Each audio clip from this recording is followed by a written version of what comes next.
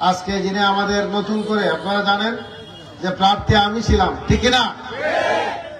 আমাকে কেন্দ্র নির্দেশ দিয়েছে জামাত ইসলামী, এটা কি বলে জামাত ইসলামী, এটাই কি বলে জামাত ইসলামের, এটাই নিয়ম, এটাই ইসলামের আদর্শ। আউযু বিল্লাহি মিনাশ শাইতানির রাজীম। বিসমিল্লাহির রহমানির রহিম। সোনারঘাট উপজেলা জামাত ইসলামী কর্তৃক আয়োজিত আজকের এই মত বিনিময় সভার সংগ্রামী সভাপতি, উপস্থিত আজকের এই মত বিনিময় সভার প্রধান অতিথি আমার মুহতারাম শিক্ষক, হবিগঞ্জ জেলা জামাতের আমির সহ অন্যান্য নেতৃবৃন্দ যারা উপস্থিত আছেন এবং আপনারা যারা জামাত ইসলামীর কর্মীবৃন্দ এবং শুভাকাঙ্ক্ষী এবং শুভানুধ্যায়ী যারা এখানে আছেন, সবাইকে আমার সালাম। আসসালামু আলাইকুম ওয়া রাহমাতুল্লাহি ওয়া বারাকাতুহু। বাংলাদেশের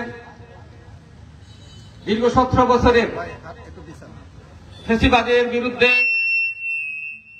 লড়াইয়ের পর আমাদের সামনে এই অন্তর্বর্তী সরকারের অধীনে একটি জাতীয় নির্বাচন অনুষ্ঠিত হবে।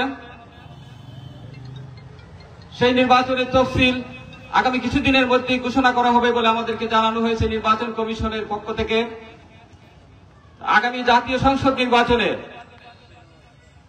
জামাত ইসলামীর কেন্দ্রীয় নেতৃবৃন্দের পক্ষ থেকে আমাকে এখানে এসে নির্বাচন করার জন্য অনুরোধ জানানো হয়েছে এবং সেই অনুরোধের প্রেক্ষিতে আমি এখানে এসেছি।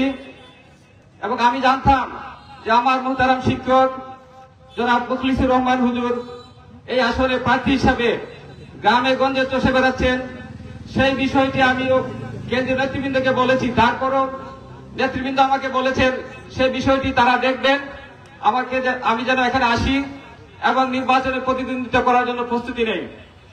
তাদের কেন্দ্রীয় নেতৃবৃন্দের অনুরোধে আমি আপনাদের সামনে এসেছি এবং আমাকে প্রার্থী হিসাবে ঘোষণা করা হয়েছে গত পরশুদিন। এখানে আমি প্রার্থী হিসাবে ঘোষিত হওয়ার পর আজকেই আপনাদের সামনে প্রথম এরকম একটি জনসভায় উপস্থিত হয়েছি। তো আমি বলতে চাই, আমাদের যে ফ্যাসিবাদী লড়াই, বাংলাদেশ স্বাধীন হয়েছে 1971 সালে। আমাদের স্বাধীনতার পর থেকে 54 বছর অতিক্রম হয়েছে। এই 54 বছরের মধ্যে আমরা বিভিন্ন রকমের সরকার দেখেছি, গণতান্ত্রিক সরকার, নির্বাচিত সরকার, সামরিক সরকার সহ বিভিন্ন সর্বশেষ ফ্যাসিবাদী সরকার আমরা দেখেছি। কিন্তু বাংলাদেশের উন্নয়নের নামে যে লুটপাট হয়েছে, বাংলাদেশে যে সন্ত্রাস, যে দুর্নীতি হয়েছে, কোন সরকার এই বাংলাদেশ থেকে সন্ত্রাস দুর্নীতিকে দূর করতে পারেনি। বরং দিনে দিনে প্রতি সরকারের সময়ে সন্ত্রাস এবং দুর্নীতি বেড়েছে।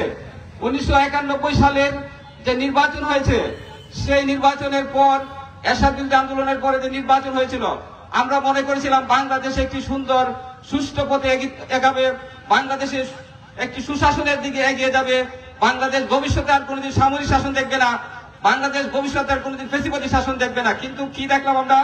1996 সাল এবং 2001 সালেও একটি সুন্দর নির্বাচন হয়েছিল, কিন্তু সুন্দর নির্বাচনে বাংলাদেশকে একটি সুন্দর শাসন, সুশাসন এবং দুর্নীতিমুক্ত শাসন, বাংলাদেশকে দুর্নীতিমুক্ত সমাজ দিতে পারেনি।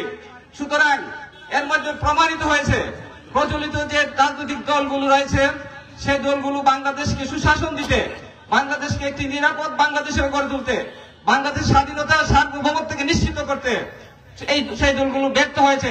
গত 14 বছরের শাসনে ফ্যাসিবাদী শাসন ছিল ভারতীয় আধিপত্যবাদের অনুকূলের একটি শাসন। সেই শাসনকে দূর করতে আমাদের যে লড়াই করতে হয়েছে 14 বছর, সর্বশেষ ছাত্র আন্দোলনের মাধ্যমে গত বছরের জুলাই এবং আগস্টে যে সংগ্রাম হয়েছে, যে লড়াই হয়েছে, আমরা 36শে জুলাই বলি, 36 দিনে ছাত্র আন্দোলনের যুব আন্দোলনের যে লড়াই, এই লড়াইয়ের মাধ্যমে বহু প্রাণ বিসর্জনের মাধ্যমে আমাদের আজকে একটি নতুন বাংলাদেশ গড়ার সুযোগ আমাদের সামনে এসেছে।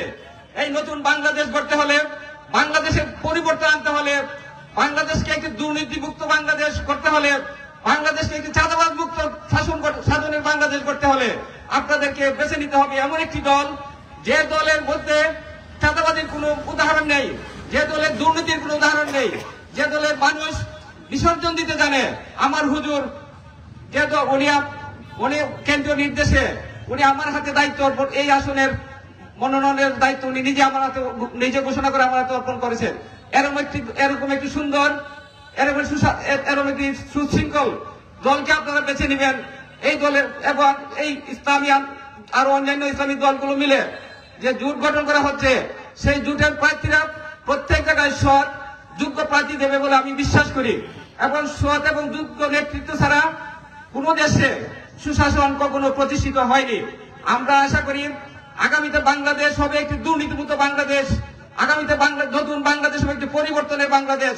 শুধু উন্নয়নের নামে আমরা বিভিন্ন ফ্লাইওভার দেখছি, উন্নয়নের নামে আমরা মেট্রো রেল হয়েছে, খুব ভালো কথা, কিন্তু এই উন্নয়নের গুলির পাশাপাশি বাংলাদেশ থেকে যে টাকা লুটপাট করা হয়েছে, বাংলাদেশে 3টি বাজেট দেওয়া যেত, এরকম 10টি ফ্লাইওভার নির্মাণ করা যেত, এরকম 20টি মেট্রো রেল করা যেত। কিন্তু এরকম উন্নয়ন ভবিষ্যতে আশা করি জামাত ইসলামীকে যদি আপনারা ভোট দেন, উন্নয়নের পাশাপাশি বাংলাদেশে একটি সুশাসন দেখবেন।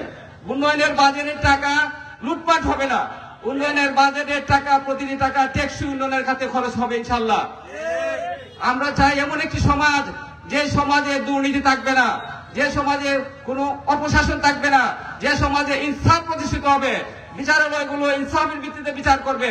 বিচারালয়গুলোতে বানোয়াট, যে আপনারা জানেন ট্রাইব্যুনালে 2012 সালে যে বিচার চলছিল, সেই বিচার ছিল একটি পরিকল্পিত বানোয়াট বিচার। আমার নজরুল ভাই বলেছেন, সেই বানোয়াট বিচারের পরিকল্পনা, তারা যেভাবে বেলজিয়াম থেকে তারা রায় লিখে নিয়ে আসতো এবং প্রতিদিন তারা এইটা নিয়ে বেলজিয়ামে একজন আইনজীবীর সাথে তারা কথা বলতেন, সেই আইনজীবীর কথোপকথন আমরা সংগ্রহ করে আমরা যখন প্রকাশ করেছিলাম,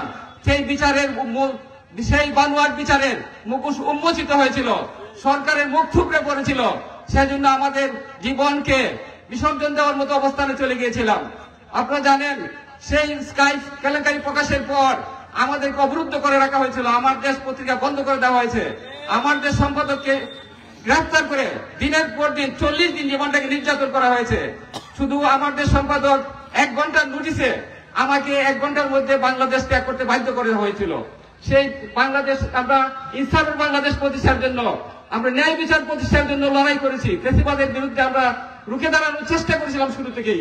আমরা আমাদের চেষ্টায় সফল হতে হয়তো সময় লেগেছে, কিন্তু আমরা অব্যাহত রেখেছি সেই চেষ্টা, এবং সেই চেষ্টা আমরা সফল হয়েছি।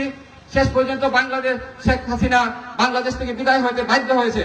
কিন্তু আমি বলতে চাই, আপনারা যদি আমাদেরকে এখানে নির্বাচিত করেন, আপনারা যদি এখানে দাঁড়িপাল্লাকে নির্বাচিত করেন, তাহলে আমরা মাদকপুর চুনার শুধু বাংলাদেশি সুশাসন নয়, মাদকপুর চুনারঘাটকে আধুনিকায়ন করার জন্য যত রকমের উদ্যোগ নেওয়া দরকার, মাধবপুর সোনারঘাটের উন্নয়নের জন্য যা করা দরকার, আপনাদের সাথে থেকে, আপনাদেরকে সাথে নিয়ে আমি সর্বাত্মক চেষ্টা চালিয়ে যাব। ওই যে আমার জীবন এমনি বিসর্জন দেওয়ার অবস্থায় ছিল, ফ্যাসিবাদ বিরুদ্ধে লড়াই করতে গিয়ে হয়তো আমার জীবন চলে যেতে পারতো। আমি আমাদের খেদমতে, আমি আপনাদের নেতা নয়, আমি নেতা হতে আসিনি, আমি এসেছি, আমাকে এখানে পাঠানো হয়েছে বাংলাদেশ জামাত ইসলামীর পক্ষ থেকে আপনাদের খাদিম হওয়ার জন্য। এই মাধবপুর সোনারঘাটের খাদিম হিসাবে আমি আপনাদের খেদমত করবো ইনশাআল্লাহ।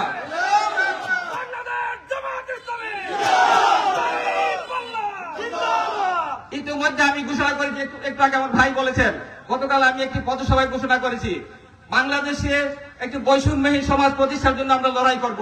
এই বৈষম্যহীন সমাজ প্রতিষ্ঠার উদাহরণ আমি নিজে থেকে সৃষ্টি করার জন্য আমি ঘোষণা করেছি।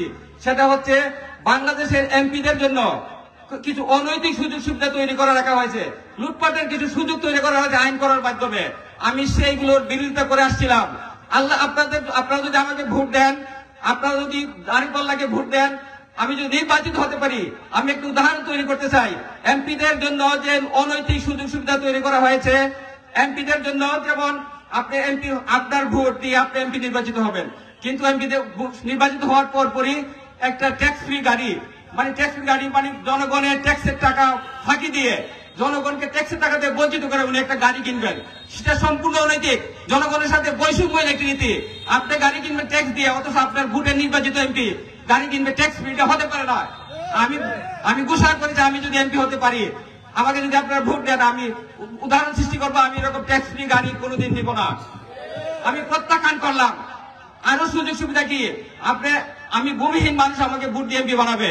যারা ভোট দেয় অনেক, এর মধ্যে অনেকে রয়েছেন ভূমিহীন, তার ভোটে এমপি হব।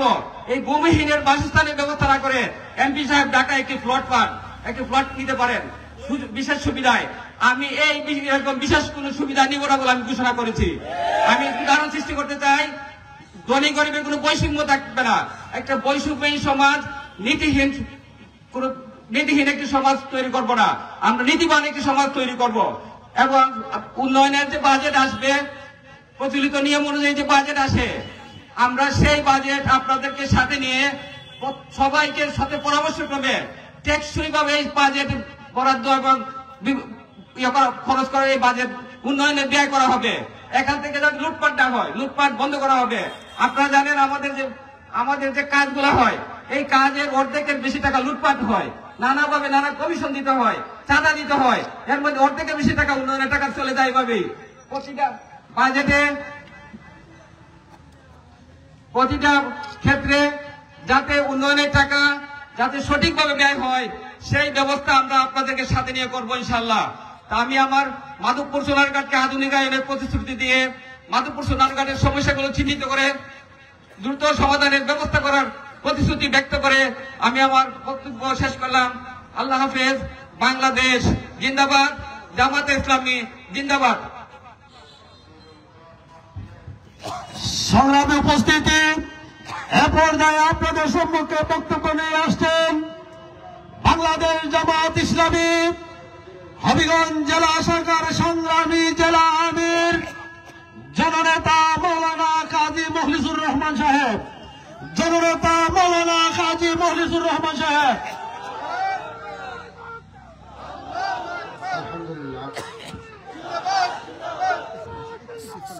আলহামদুলিল্লাহ কাফা ওয়াসসালামু আলা ইবাদিল্লাযিনা ইসতাফা, আম্মা বা'দ। আউযু বিল্লাহি মিনাশ শাইতানির রাজীম, বিসমিল্লাহির রহমানির রহিম। সম্মানিত বাংলাদেশ জামাত ইসলামী চুনারঘাট উপজেলা কর্তৃক আয়োজিত আজকের এই চুনারঘাট মাধবপুরের নির্বাচনী এলাকা, আজকে এই চুনারঘাট উপজেলার কর্মী সমাবেশে আজকে যিনি আমাদের নতুন করে, আপনারা জানেন যে প্রার্থী আমি ছিলাম, ঠিক না? আমাকে কেন্দ্র নির্দেশ দিয়েছে জামাত ইসলামী, এটা কি বলে জামাত ইসলামী? এটাই কি বলে জামাত ইসলামের? এটাই নিয়ম, এটাই ইসলামের আদর্শ। আল্লাহ রাসূল কি বলছেন যে যদি হাফসি বেলালকেও যদি তোমাদের নেতা বানানো হয় তোমরা মানতে বাধ্য থাকবে, ঠিক কিনা বলেন? কাজী এটাই জামাত ইসলামী এবং অন্যান্য আন্দোলন, অন্যান্য দলের পার্থক্য, ঠিক কিনা বলেন? এতে কোনো আমি দুঃখী নই, ব্যতীত নয়। আমি আপনাদেরকে শুধু একটা অনুরোধ করব, আমার জন্য আপনারা যা করতে চেয়েছেন করবেন। তা আমাদের এই প্রার্থী অলিউল্লাহ নোমান সে বলছে হ্যাঁ ঠিকই আমার ছাত্র, তাহলে আমার জন্য যা করবেন তার চেয়ে কম করবেন না বেশি করবেন? তার জন্য বেশি করতে হবে। অলিউল্লাহ নোমান যদি তার কাজগুলি এমপি হয়ে সম্পন্ন করতে পারে না, আপনারা জেনে রাখবেন বাংলাদেশ জামাত ইসলামী ইনশাআল্লাহ আগামীতে সরকার গঠন করবে ইনশাআল্লাহ। আর যদি এই সরকার গঠন করে অলিউল্লাহ নোমান যা কাজ করবে তার 5 ডাবল আমি আপনাদেরকে করে দেবো ইনশাআল্লাহ। প্রিয় চুনারঘাটের ভাইয়েরা, আমার মাধবপুরের ভাইয়েরা অনেকটা কিছু আসছেন, আপনারা জেনে খুশি হবেন যে আমিরে জামাত আমাদেরকে বলছেন যে আমাদের রাজনীতি ব্যবসা নয়। আজকে অনেকে ব্যবসা নিয়ে রাজনীতি করতে আসছেন, ঠিক কিনা? তাদের ব্যবসা টিকাইতে, তাদের ব্যবসা টিকানোর জন্য, তাদের মিল ফ্যাক্টরি ইন্ডাস্ট্রি টিকানোর জন্য তারা আজকে রাজনীতিতে আসছেন। আমরা ব্যবসা করার জন্য আসি নাই, আমরা মানুষের কল্যাণ সেবা করার জন্য আসছি, আমরা দুর্নীতি বন্ধ করার জন্য আসছি, আমরা মানুষের উন্নয়নের জন্য আমরা আসছি, আমরা জনগণের ভাগ্য উন্নয়নের জন্য আমরা কাজ করতে আসছি। তাই আসুন আমরা ঐক্যবদ্ধভাবে এই উন্নয়নকে নিয়ে আমরা চুনারঘাট মাধবপুরে ইনশাল্লাহ কাজ করে যাব, কি বলেন? তাই আমরা চূড়ান্ত প্রার্থী তালিকা আমাদের হয়ে গেছে আলহামদুলিল্লাহ। আশা করি আমাদের আর মধ্যে আর কোনো সমস্যা হবে না, পরিবর্তন হবে না। তাই আমরা দল মত নির্বিশেষে আমাদের 8 দলের পক্ষ থেকে আমাদের কথাবার্তা হয়েছে, আমরা আশা রাখি 8 দলের পক্ষ থেকে তারা আমাদেরকে সমর্থন দিবেন। আমরা অন্য এলাকায় তাকে ওনাদেরকে ছাড় দিব, ওনারা আমাদেরকে এই এলাকায় ছাড় দিবেন।